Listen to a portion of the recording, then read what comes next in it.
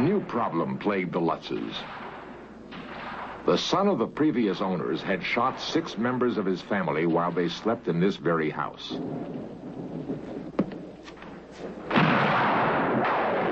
George and Kathy now were experiencing vivid nightmares in which they relived the murders as though they were the victims. Difficult as it was, the family tried to maintain a normal existence. But each day, something else, strange and frightening, would be discovered. One particular afternoon, I was going about the house rearranging furniture and setting up some storage. I went down to the basement, went over to one bookcase, which was on the end, and I moved it. And much to my surprise, there was no wall behind it. It was the entrance into this small, brightly painted red room. And I was really surprised and alarmed by the find. The most impressive thing was when we took Harry around. He would not go anywhere near it. He backed right out of there and ran up the steps. This red room was not in the original house plans. Why? Who built it? And what possible use could it have? To this day, these questions have never been answered. George and Kathy could only wonder about the ominous little room. It was just one more aspect of the house they didn't understand. Silent night. Even the normal rooms caused strange reactions. Missy would sing constantly within the room. And if you called her out, or if she came out for one reason or another, as soon as she crossed over the threshold, she would stop singing. Crossing back again, she would pick up the song from the word that she had stopped on and continue.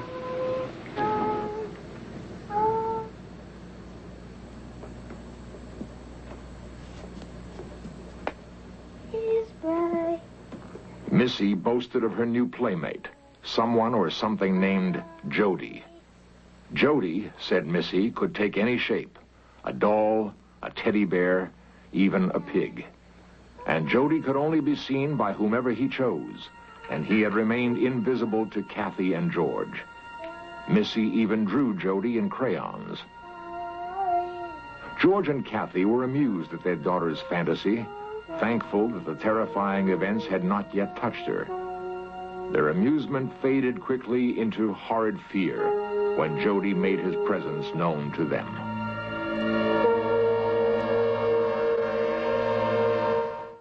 Missy told us later that her friend Jody could not be actually seen by anyone unless it wanted them to. And that at times it was a little bigger than a teddy bear, and other times it would be bigger than the house. Jody had the ability to change its size. One night coming back, I looked up in Missy's room, and there was a shape in her room that I don't know what it actually was, and I was coming back from the garage one night. But I would go out to the boathouse for no reason, check everything out, and then go back. I'd do that a couple times a night. The reason I mention that is because our behavior changed, the way we would go about living. I would go from the fireplace to the boathouse constantly. No longer did George and Kathy feel they were alone. The Lutzes felt driven to rid their home of the evil intruder. They decided to re-bless each room themselves. Will be done on earth as it is in heaven. Give us this day our daily bread. That's when things really got bad. We tried to kick out what was there, and it didn't want to go. You go around, you open a window in each room, and you say the Lord's Prayer, and you command it to get out of that room, and you go on to the next room. But it didn't want us to go around blessing each room and commanding it to leave. In the name of God, we would go around and do that. And when I finished the first time, we heard a chorus of voices scream out, "Will you please stop what you're doing?" So that convinced us that what we had tried to do didn't work, and things got very bad that night.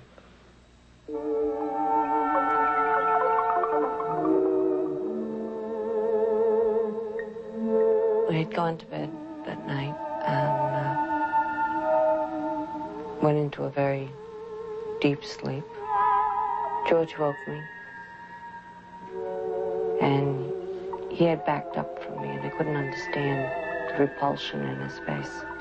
And when I looked up, I saw what caused him to back away, and that was my reflection in the mirror.